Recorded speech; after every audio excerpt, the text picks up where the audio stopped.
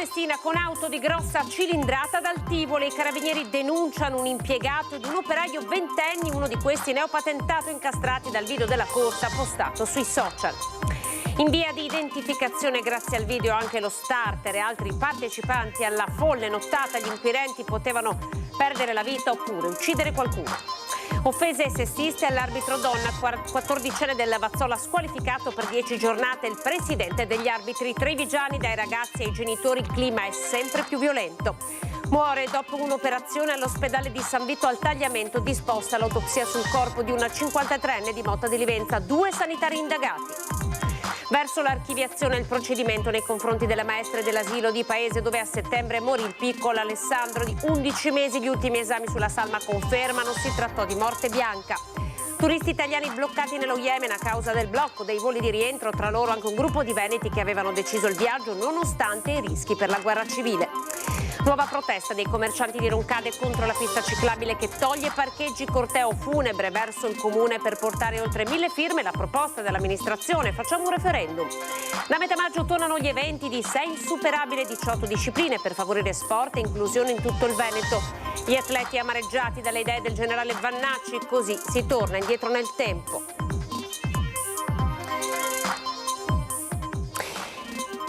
Ben ritrovati, il telegiornale di Treviso. Buonasera, siamo dal Tivoli con una gara in centro, una gara clandestina evidentemente pericolosissima. Il tutto in un video postato sui social. Guardate.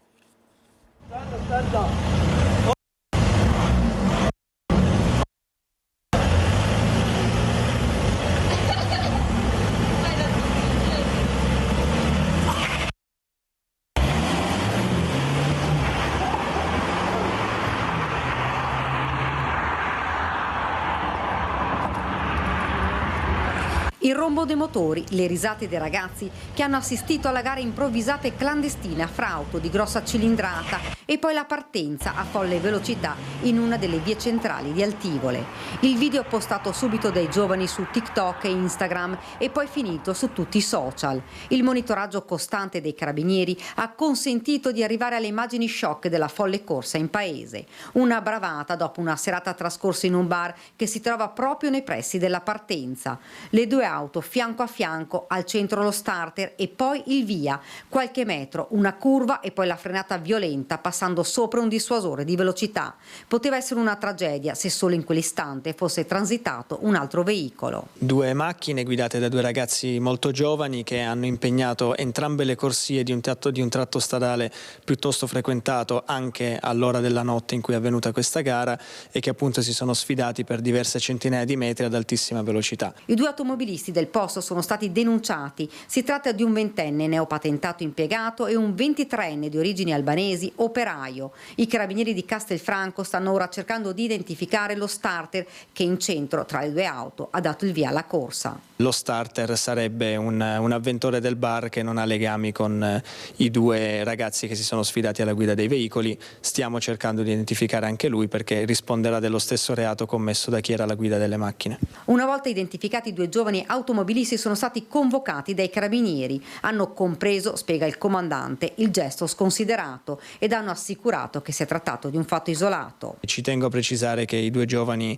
hanno compreso la gravità del gesto perché appunto avendo interessato un tratto in curva in contromano questa bravata poteva assumere dei contorni molto spiacevoli se non tragici. Rischiano in caso di condanna una reclusione da 6 mesi ad 1 anno, una pena pecuniaria dai 5.000 ai 20.000 euro, la confisca della macchina, una Audi e una Volkswagen, e a livello amministrativo la sospensione della patente da 1 anno a 3 anni, ora al vaglio della prefettura di Treviso.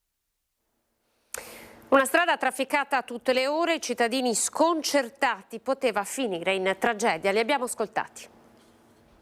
Via Brioni è trafficata a tutte le ore, una strada non larghissima. Poco dopo la partenza della gara clandestina c'è subito una curva e poi il dissuasore di velocità. Insomma pericolosa soprattutto perché le 2 auto hanno occupato entrambe le corsie. I cittadini scuotono la testa, sono giovani e forse non si rendono conto di una bravata che poteva costare caro a tutti, anche ai numerosi spettatori assiepati a bordo strada, appassionati delle rischiosissime e sconsiderate manovre, con in mano il cellulare per riprendere attendere l'attimo della partenza. In una provincia, la Marca, dove già si registrano tanti incidenti stradali e troppe le vittime, soprattutto giovani. Fatti che non dovrebbe succedere, che non dovrebbero farsi. Ma qua, siccome che qua abbiamo un bar che è frequentato tantissimo da giovani e probabilmente, ma fino che va bene, e quando che non va bene sono problemi seri. Ma cosa è che esiste tutta questa gente? Anche i giovani che fanno gare. Ora i carabinieri continueranno le indagini per accertare che questa fosse davvero una corsa isolata e per identificare chi si è reso partecipe attivo della corsa, lo starter, che a quanto pare sembra essere un avventore del bar sconosciuto ai due automobilisti. Intanto gli investigatori dell'Arma rimangono in pattuglia sul web per monitorare social e verificare che non ci siano altri gesti irresponsabili. L'appello dei carabinieri è sempre lo stesso, di prestare massima attenzione perché anche una sola disattenzione può costare cara. Rissa tra 3 ragazze minorenni e una diciottenne per una foto postata sui social. Andiamo a Trevignano. I ragazzi erano visibilmente in stato confusionale e proprio ubriachi. Ore 22 del 1° maggio, urla e minacce fra un gruppo di ragazzini al Parco Augusto Daolio di Musano di Trevignano. Un diciottenne e una sedicenne di Valdobbiadene si sono dati appuntamento con 2 ragazze diciassettenni di Musano per chiarire una situazione. Dalle parole agli spintoni, il litigio si è trasformato in quasi rissa con tanto di spranga. E quindi anche l'uso di questo strumento, di questa mazza, che poi i carabinieri non è neanche trovato, però era visibilmente proprio una spranga fondamentalmente. Chi teneva in mano? Teneva in mano il ragazzo, il maschio. Una ragazza era fidanzata di questo ragazzo, però era, come dire, ubriaca come ragazzo. Mentre le altre 2 ragazze erano dei dintorni e a quanto ho capito era nato un bisticcio dovuto proprio, una cosa sciocca, a una foto messa su Instagram. Su segnalazione di alcuni residenti vicino al parco, i carabinieri sono subito intervenuti dalla vicina centrale operativa di Montebelluna. Sul posto i militari hanno identificato la coppia proveniente da Valdobbiadene. Questi ragazzi di Valdobbiadene sono scesi in velocità a Musano per incontrarsi con queste ragazze di Musano affinché togliessero sta foto. Veramente io mi immaginavo che succedesse un omicidio. La coppia, provando a scappare in auto, prima dell'arrivo della pattuglia si è scontrata contro un'auto in sosta. Sì, la macchina di mio fratello era parcheggiata qui e loro provando a scappare l'hanno danneggiata. Non sono state presentate né querela né referto medico. L'episodio si è concluso senza ulteriori complicazioni, ma ha evidenziato l'importanza dell'intervento tempestivo delle forze dell'ordine per prevenire situazioni potenzialmente pericolose. Spesso vengono qui i ragazzini a spacciare e andrebbe chiuso la notte, ma i cancelli sono danneggiati, quindi è sempre aperto e quindi come residenti chiediamo un po' di più sicurezza e un intervento da parte dell'amministrazione. Pronta la risposta del sindaco di Trevignano, Franco Bonesso. Non esiste un problema sicurezza così grave nel nostro comune di Trevignano. Il parco è un bellissimo ambiente in cui molti giovani e famiglie si ritrovano. Sicuramente dovremmo porre un po' più di attenzione e prossimamente c'è anche l'intenzione di installare delle telecamere. Offese sessiste all'arbitro donna, calciatore 14enne di Vazzola squalificato per 10 giornate. Parla il presidente degli arbitri trevigiani, che racconta di un clima sempre più violento non solo in campo ma anche in tribuna.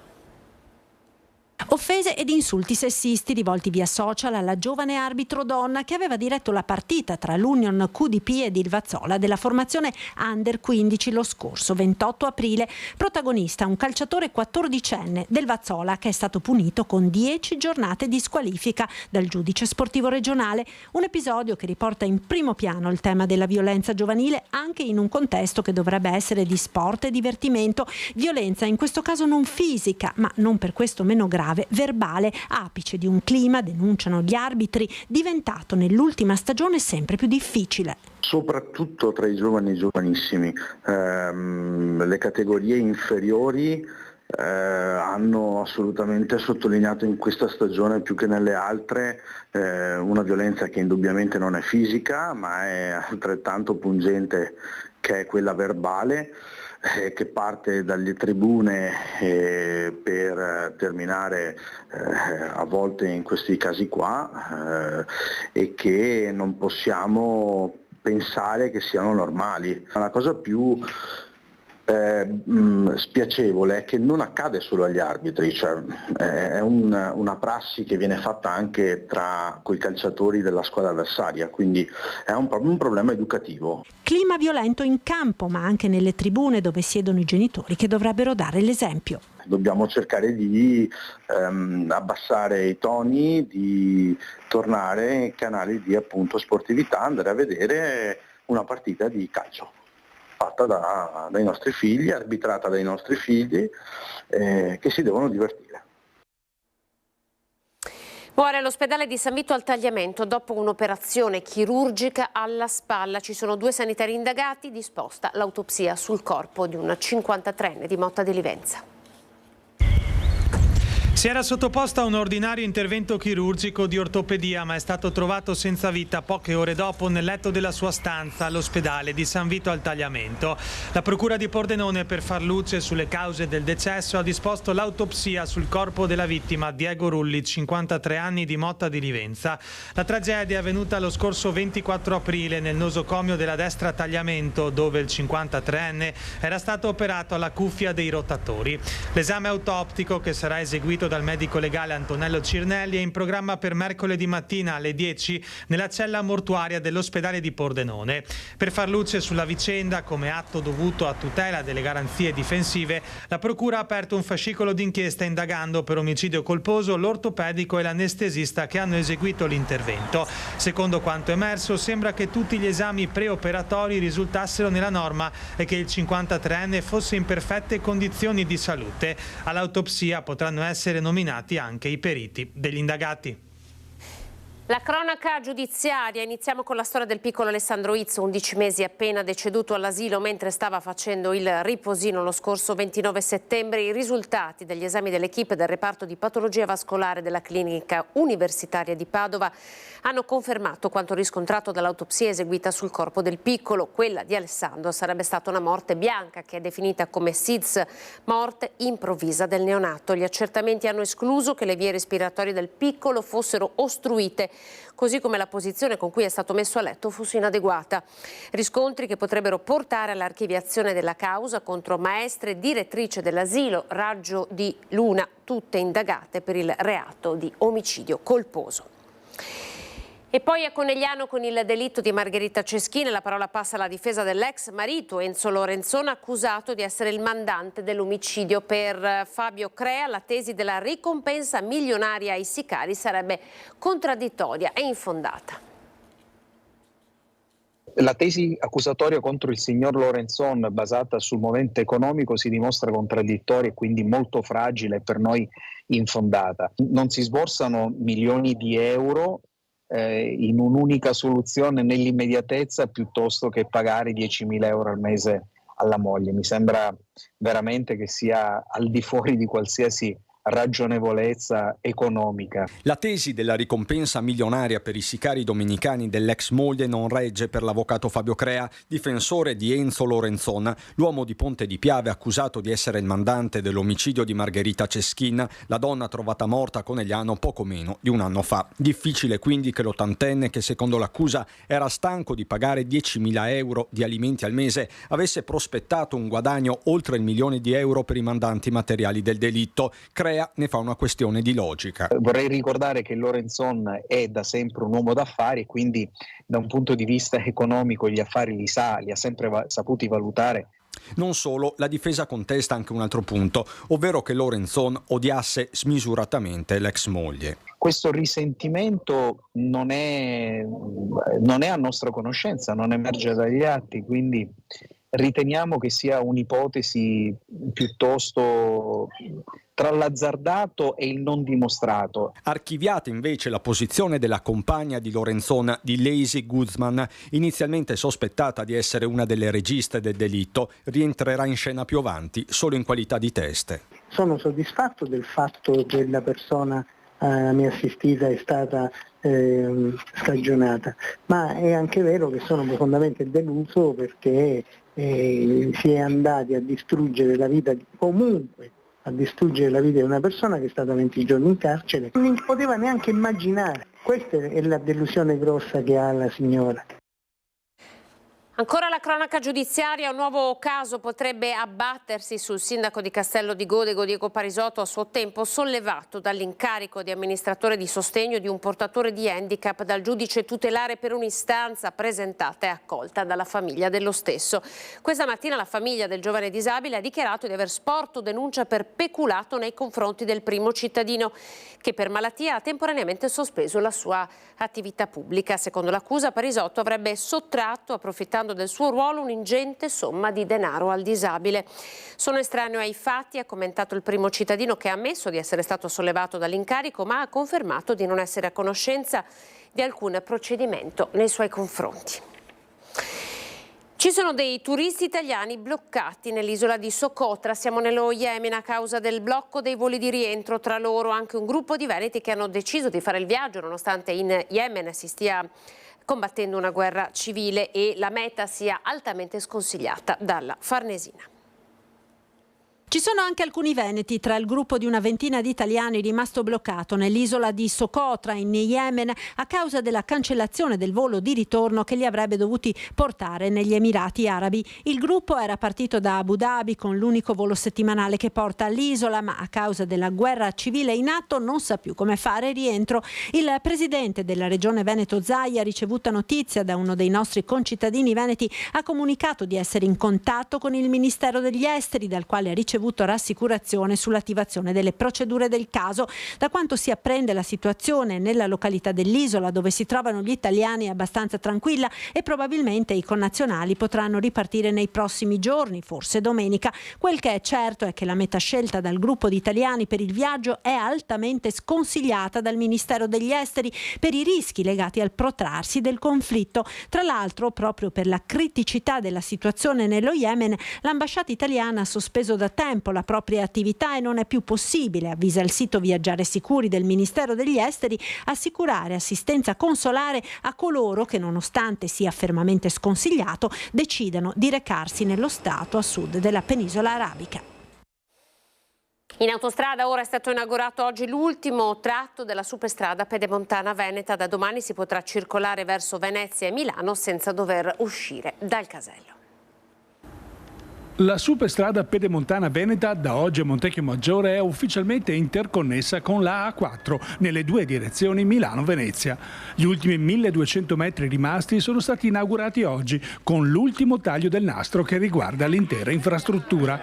Gli ultimi lavori hanno richiesto un complesso coordinamento con i cantieri dell'alta velocità ferroviaria. Sono stati completati gli svincoli a livelli sfalsati, il rifacimento del cavalcaferrovia, le gallerie sottostanti, una nuova corsia di emergenza e il nuovo casello con gli spazi annessi. L'interconnessione è attiva da domani mattina alle 8 perché ho il tempo proprio fisico di spostare tutte le attrezzature e il casello per fine giugno lo apriremo e successivamente, ma poche settimane dopo, anche tutto il piazzale antistante che prevede peraltro un parcheggio importante di 300 mezzi e 15 pullman e quindi darà un sollievo anche alla viabilità locale non di poco conto. I lavori iniziati nel 2011 con oltre 2 miliardi 200 milioni di investimento saranno conclusi entro quest'anno. L'aver realizzato finalmente il collegamento con la A4 rappresenta il raggiungimento di un obiettivo strategico fondamentale per l'economia dell'Ovest vicentino. Montecchio credo che sia un punto proprio strategico perché è un insieme di opere così che gravitano su un paese che non è piccolo ma non è neanche così grande, è abbastanza un unicum tra virgolette, quindi è stato un cantiere complicato anche per questo e anzi io ringrazio pubblicamente i sindaci sia di Montecchio che di Brendola che hanno sopportato per anni questo disagio e spero che gli renderemo il merito di aver sopportato questo migliorando la viabilità dopo. Oltre al miglioramento della viabilità, i residenti ora attendono un abbassamento delle tariffe autostradali per un'opera che ha previsto il punto di pareggio degli investimenti effettuati tra 9 anni. Magari avere prezzi leggermente più bassi favorirà sicuramente l'utilizzo, però il fatto che questa sia interconnessa alla A4 secondo me dà la svolta effettiva per la funzionalità della pedemontana, perché queste sono due viabilità importanti che interconnesse veramente per le nostre aree, per il Veneto e penso tutto sia proprio una svolta di infrastrutture che finalmente il Veneto ha un'infrastruttura degna del nome infrastruttura. Politiche europee 2024, Fratelli d'Italia punta sugli amministratori, è una squadra forte, dice Luca De Carlo, che interviene anche sul caso Sergio Berlato, l'eurodeputato uscente criticato per aver partecipato ad un convegno Novax. Diciamo che innanzitutto che è una lista forte, fatta veramente bene, che vede un parlamentare uscente, Sergio Berlato, un assessore della giunta Zaia, Elena Donazzan, 2 consiglieri regionali, di cui uno segretario di partito, Luca Spavanetto e Daniele Polatto, 3 sindaci, un parlamentare come Maddalena Morgante, quindi credo che a chi dice che Fratelli d'Italia non ha classe dirigente, rispondiamo con questa lista. Ostenta sicurezza il numero 1 dei meloniani in Veneto, che presenta con orgoglio la sua squadra, fatta per lo più di amministratori, cui si aggiunge, dopo quel chiamatemi Giorgia pronunciato domenica scorsa a Pescara, la Premier. Per De Carlo sarà effetto traino anche a nord-est. Capolista c'è il fenomeno Meloni, che sarà sicuramente la più votata anche in Veneto e che rappresenta la garanzia di una lista forte e soprattutto del fatto che andremo in Europa a cambiare l'Europa come abbiamo e stiamo cambiando l'Italia in questi 18 mesi. Ma c'è già un caso di inserimento in lista, subito dopo la Premier, dell'eurodeputato uscente Sergio Berlato, finito nella bufera per aver partecipato a un convegno Novax pochi giorni fa. Mi pare che stia creando un po' di imbarazzo a sinistra. Ricordo a tutti che Berlato è parlamentare europeo da 5 anni, se si sono accorti adesso perché abbiamo depositato le liste che esiste Berlato, vuol dire che sono stati un po' distratti. E nel merito? Nel merito assolutamente Berlato esprime una sua opinione personale, non vedo perché dovrebbe essere soggetto a censura. Sminato il campo, è tempo di programmi, questa la priorità a nord-est. La voce degli imprenditori lo è sempre stato per noi, il fatto di non contrapporre l'impresa alla sostenibilità ambientale, che per noi è sempre stata una battaglia. Abbiamo cercato di porre un freno a questa maggioranza ideologicizzata che ha di fatto messo imprese e ambiente contro. E continua l'onda lunga delle reazioni alle dichiarazioni del generale Vannacci. Parliamo ora di Sei Insuperabile. Da metà maggio tornano gli eventi per favorire sport e inclusione, gli atleti amareggiati dalle idee del generale.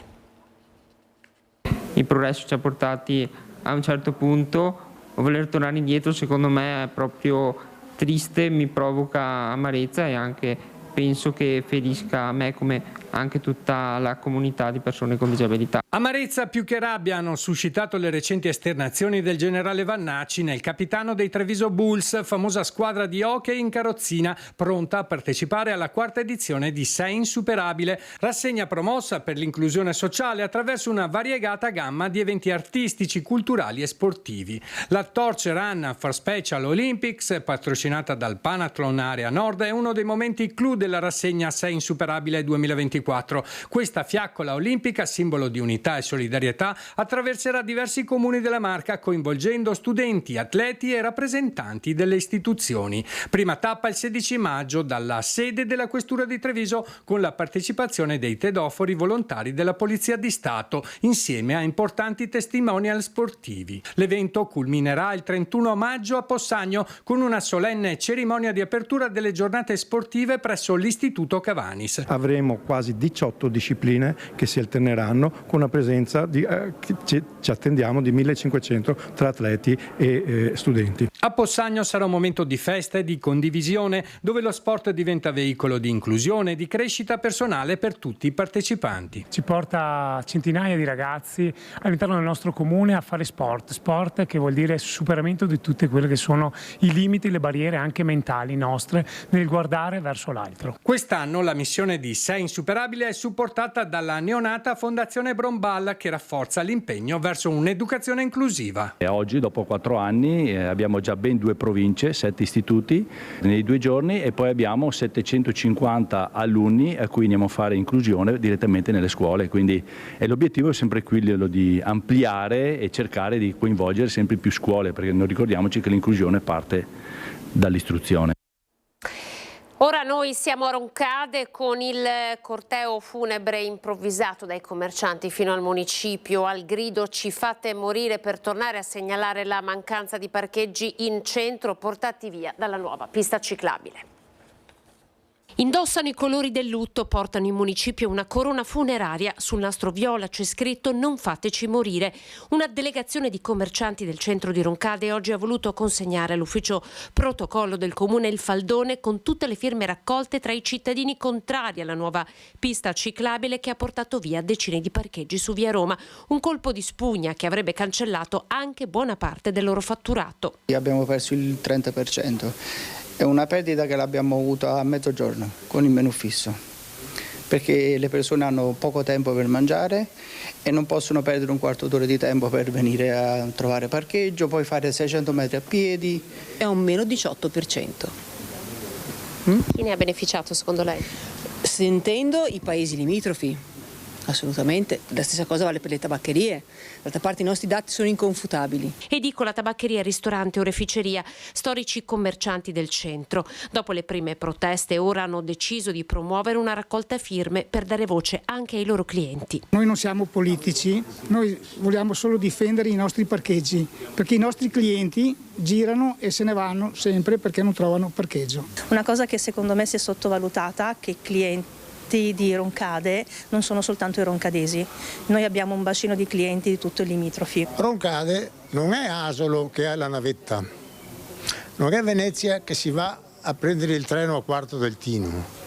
La gente per il paese non passa più. Sembra di essere tornati in epoca Covid. Firme consegnate sono 1260 raccolte nei loro punti vendita in 3 settimane. L'obiettivo è proprio la richiesta ufficiale, che è quella di rivedere in assoluto la situazione dei parcheggi e ripristinarli come era prima, che prima funzionavano, andavano bene. La risposta del sindaco Pieranna Zottarelli, che lancia un referendum dopo le elezioni per dare voce a tutti i cittadini. Evidentemente dopo le elezioni si può fare un referendum, sentire come la pensa tutta la popolazione del comune di Roncade. Il sindaco Zottarelli, impegnato in mattinata per un incontro con i sindacati, risponde alla questione per punti a partire dalla partecipazione. Dato che stiamo parlando di linee tracciate, una volta che queste sono smarrite si può benissimo cambiare, però questa deve essere una scelta che fa tutta Roncade, che non può essere limitata ad un numero, seppure naturalmente consistente da rispettare, di cittadini che hanno espresso un certo tipo di opinione. Il progetto, chiarisce, è stato finanziato dalla Regione del Veneto, arrivando terzo su 176 presentati. Sono allo studio, aggiunge, 3 nuovi stalli che si potranno ricavare su via Roma proprio per venire incontro ai commercianti. Sindaco che difende però l'operazione. Poi ci vuole il buonsenso.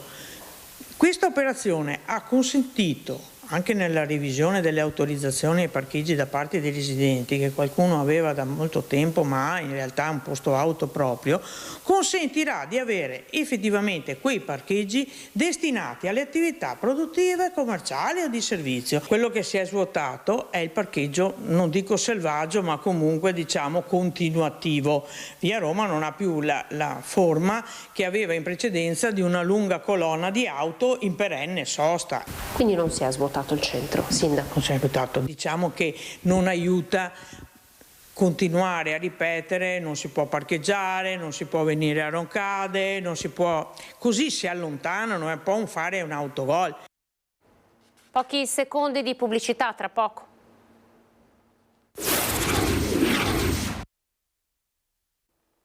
TG Treviso, ben ritrovati, ripartiamo da Giavera del Montello. Sono iniziati in questi giorni i lavori preventivi per procedere alla demolizione del Tempio Regina Pacis per costruire un nuovo complesso parrocchiale con chiesa e spazi comunitari, riqualificando tutta l'area. Un percorso iniziato nel 2019 con i primi incontri aperti a tutta la comunità per informare, ascoltare e condividere. Un percorso progettato insieme alla Diocesi di Treviso e all'Ufficio Nazionale per i Beni Culturali Ecclesiastici e l'edilizia di culto della CEI, che ha accolto la richiesta del Vescovo di inserire Giavera in un progetto pilota che permette di accedere ai fondi dell'8 per 1000 per la costruzione di una nuova chiesa e opere parrocchiali. Per Giavera era ormai una necessità mettere mano alla situazione della chiesa, la cui aula superiore, a causa di problemi strutturali rilevatisi sin dai primi anni di vita dell'edificio ed amplificatisi nel corso del tempo, è inutilizzata da oltre 20 anni per una dichiarazione di inagibilità e inabitabilità da parte del primo cittadino.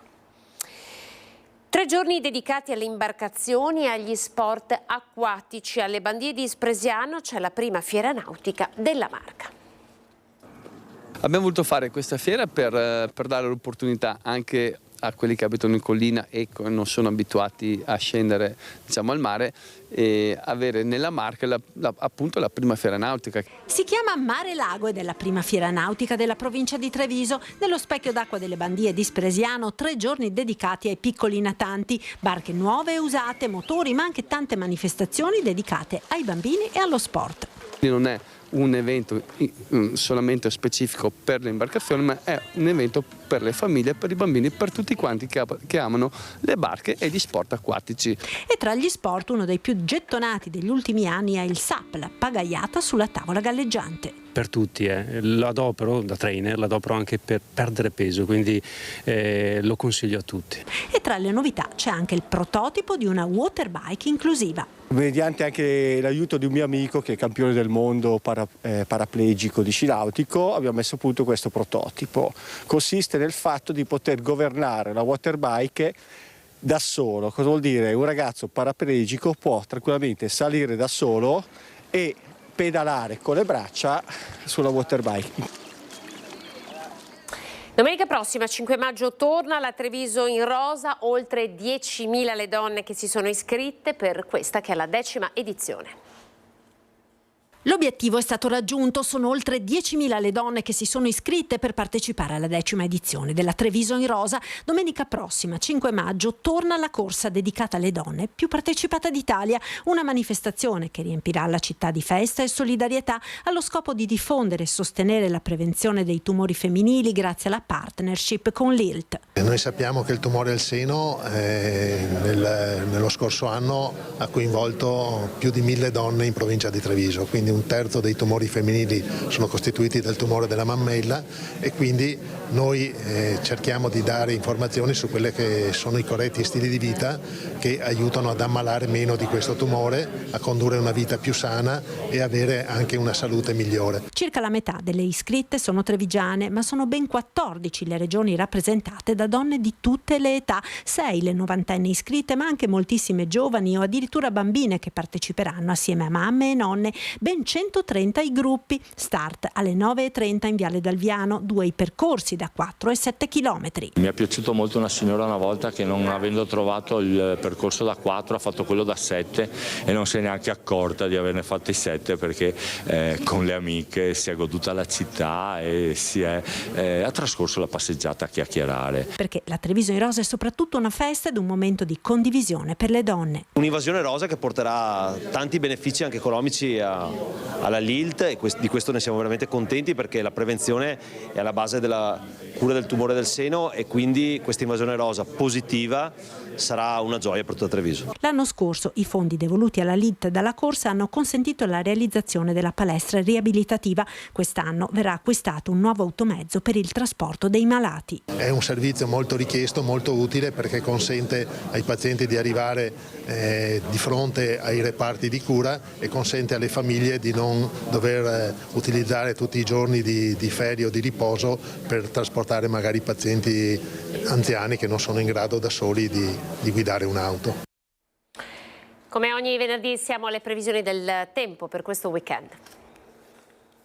Dopo le piogge abbondanti, finalmente l'alta pressione decisamente aumenta e questo costituirà un blocco ai sistemi perturbati. Come evidente dalla carta del tempo c'è un insieme di sistemi perturbati che però grazie a questa alta pressione, a questo piccolo anticiclone, vengono attenuati gli effetti e soprattutto vengono impediti in uno scorrimento più regolare verso di noi. Infatti sabato prevediamo inizialmente una nuvolosità che potrà essere nelle prime ore compatta, ma poi ci saranno i rasserenamenti. Per domenica la situazione migliora pure nella prima parte, quindi con del cielo sereno, poco nuvoloso. Pomeriggio potremo avere un aumento della nuvolosità e temporaneamente, soprattutto al di sotto, diciamo a ridosso dei rilievi, qualche brevissima precipitazione ma quasi insignificante. E poi un miglioramento che sarà sempre più evidente verso la fine della settimana, quindi ricordo il raduno degli alpini a Vicenza dovrebbero essere accompagnati da un tempo stabile. E intanto per i prossimi 2 giorni i venti saranno deboli o qualche rinforzo ancora dai quadranti occidentali. Le temperature hanno subito un abbassamento, vedete come la temperatura in questi giorni subisce veramente delle massime abbastanza alte e poi dei cali veloci. Ecco, continuano le minime intorno a 10-12 gradi, le massime 21-22 gradi, ecco, tutto al più, e non cresceranno di molto anche la prossima settimana. Per finire, l'Alto Adriatico è previsto mosso, il moto ondoso però in attenuazione. È tutto. Siamo alle notizie di Belluno e provincia.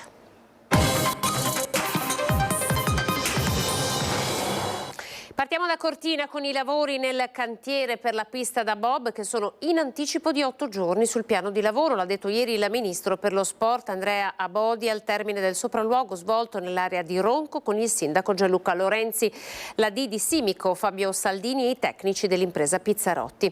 Nonostante aprile sia stato un mese piovoso e nevoso, non c'è stata alcuna interruzione del cantiere. A fine mese saranno presentati i primi 15 metri dell'infrastruttura simbolo di Milano Cortina 2026 con una simulazione reale della pista. Il cronoprogramma consentirà di giungere pronti per marzo 2025, data fissata per la decisiva preomologazione della pista, autentico gioiello dell'ingegneria italiana, un'opera sostenibile anche sotto il profilo ambientale, ha detto il ministro Abodi.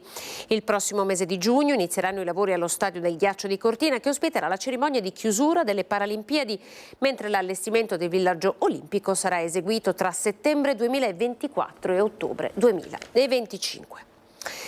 L'affido familiare è una risorsa preziosa da 40 anni grazie ad una legge innovativa che consente di aiutare bambini e ragazzi a crescere in modo sano, equilibrato e sereno pur in una famiglia diversa da quella d'origine. In provincia di Belluno sono un centinaio le famiglie dichiarate idonee all'affitto. Nell'ultimo anno sono stati accolti 50 tra bambini e ragazzi. Secondo i dati della Direzione Infanzia, Adolescenza, Famiglia e dei consultori di Belluno e Feltre, da aprile 2023 a aprile 2024 in provincia sono stati 50 bambini e ragazzi accolti in affido familiare, 35 di questi su provvedimento del Tribunale dei minori, la punta di un iceberg di una situazione che riguarda prevalentemente minori che vivono in contesti familiari degradati e maltrattanti, spiega la direttrice dell'unità operativa dell'ULSS Dolomiti, Cristina Micheluzzi, alla vigilia della ricorrenza della giornata nazionale dell'affidamento familiare. Un centinaio le famiglie giudicate idonee all'affido. Alcune, circa la metà, sono già attive in affidi che possono essere residenziali oppure diurni a tempo parziale, e le altre sono disponibili per le situazioni che potrebbero arrivare nel prossimo futuro. Le equip multidisciplinari per l'affido affiancano le famiglie offrendo loro sostegno e formazione. Proprio perché l'affido possa andare nel miglior modo possibile e perché il progetto che viene costruito insieme alla famiglia affidataria possa avere gli esiti sperati. Le storie delle esperienze di affido familiare sono parte fondamentale di un vademecum stampato in collaborazione con il Lions Club di Belluno.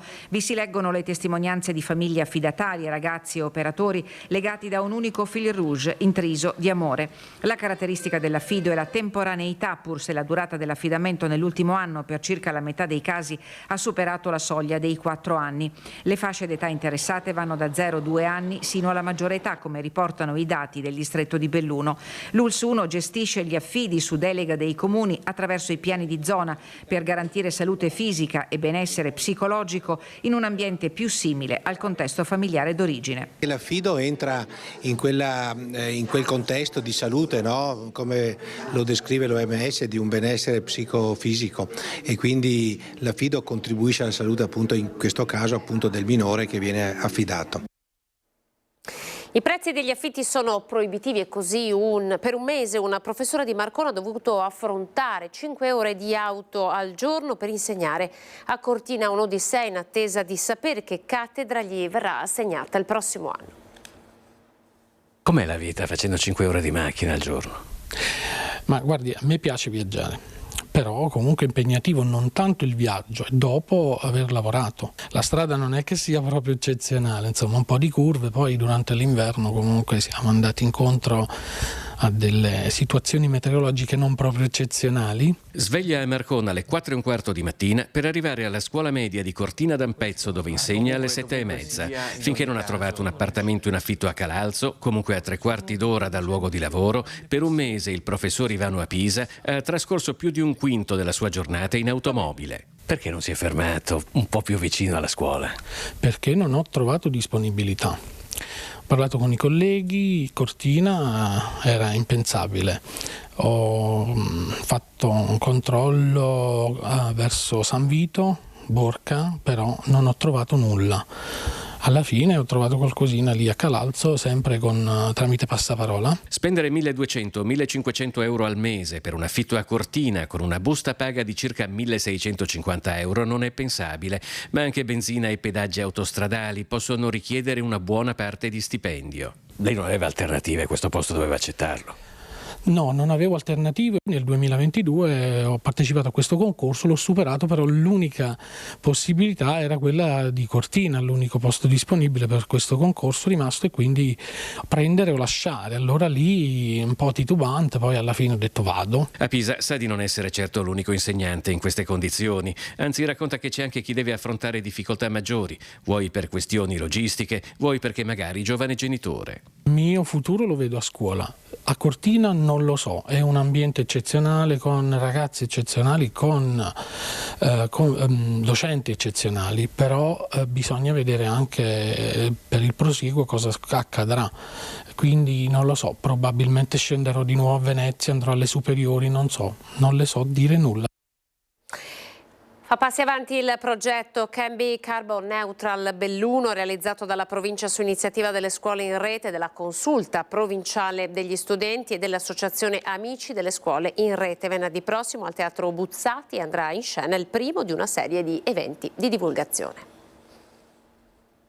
Studenti protagonisti del loro futuro, entusiasmo ed energie negli ultimi 5 anni sono stati indirizzati a lavorare concretamente sul cambiamento climatico, oltre alle manifestazioni che pure sono servite e sono necessarie per non far calare l'attenzione sul tema della sostenibilità. Il progetto Carbon Neutral Belluno, realizzato dalla provincia su iniziativa di Scuole in Rete, Consulta Provinciale degli Studenti, Associazione Amici Scuole in Rete, entra nella terza fase. Si tratta del monitoraggio delle emissioni di gas serra che per tutto il territorio montano ha già dato ottimi risultati. I risultati sono estremamente positivi, quasi un unicum in Italia direi, perché nel 2014 gli assorbimenti dell'area forestale risultavano quasi il doppio rispetto alle emissioni di gas serra prodotte. Allo stesso tempo il monitoraggio mostra un trend decrescente dei risultati. Nel 2019 il rapporto si è abbassato al 164% di assorbimento sulle emissioni, e questi dati hanno consentito di sviluppare il progetto per bloccare questo trend e mettere in campo attività rivolte alla decarbonizzazione del territorio bellunese. Adesso stiamo affrontando degli aspetti tecnici che sono molto complessi ma allo stesso tempo necessari per avere una struttura solida che permetta di sviluppare delle azioni concrete. Per questo oggi è stato presentato il comitato costituente dell'Alleanza Territoriale Carbon Neutral Belluno, aperta a pubblico e privato. Tra gli obiettivi anche quello della divulgazione. Venerdì 10 maggio la prima tappa al Teatro Buzzati di Belluno sarà un dialogo con esperti sul cambiamento climatico, le tecnologie e le energie per la transizione e sul futuro del mondo del lavoro in relazione alle tematiche della sostenibilità. Non è semplicemente un progetto che evidenzia un problema, ma è un progetto che si propone di risolvere questo problema anche con azioni oggettive e importanti. Gli studenti hanno rinunciato alla classica assemblea d'istituto per organizzare la giornata a dimostrazione che la pandemia ha sì rallentato i tempi, ma non ha scalfito energie ed entusiasmo. Sono contenta che almeno tutti questi anni di lavoro, anche da ragazzi che erano precedentemente in consulta, veda che si sta per mettere in pratica e che i loro sforzi, i loro lavori negli anni precedenti non è andato perso. La caserma dei Carabinieri di Ponte nelle Alpi è tornata all'Arma. Si è conclusa la riqualifica della struttura di proprietà della provincia. I lavori sono durati circa 2 anni per la realizzazione di un intervento antisismico e di riqualificazione energetica per un investimento complessivo di circa 600.000 euro. Durante questi ultimi 2 anni i Carabinieri sono stati ospitati nel municipio di Ponte nelle Alpi e in questi giorni hanno potuto fare rientro nella loro casa, che adesso è come nuova. E allora con queste immagini noi ci fermiamo, grazie per essere stati in nostra compagnia, il telegiornale termina qui, arrivederci.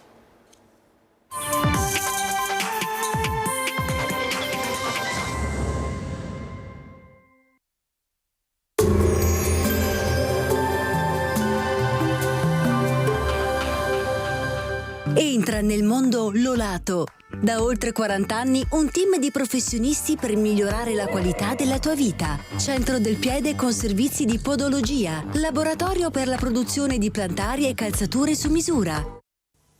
Bentrovati al meteo.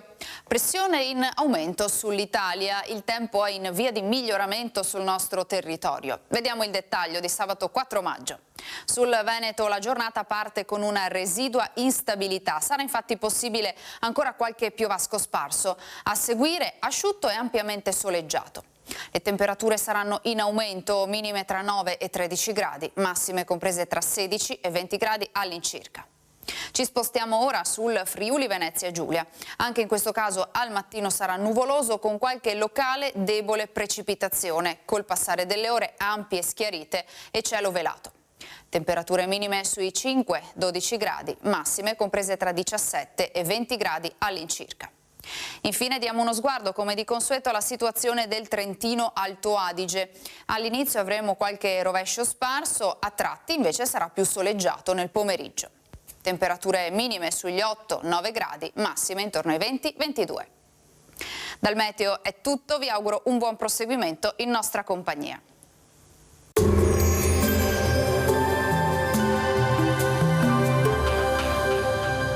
Busti, tutori e protesi di arto personalizzati. Ortopedia e sanitaria Lolato. A Treviso e Montebelluna. Lolato, soluzioni per star bene.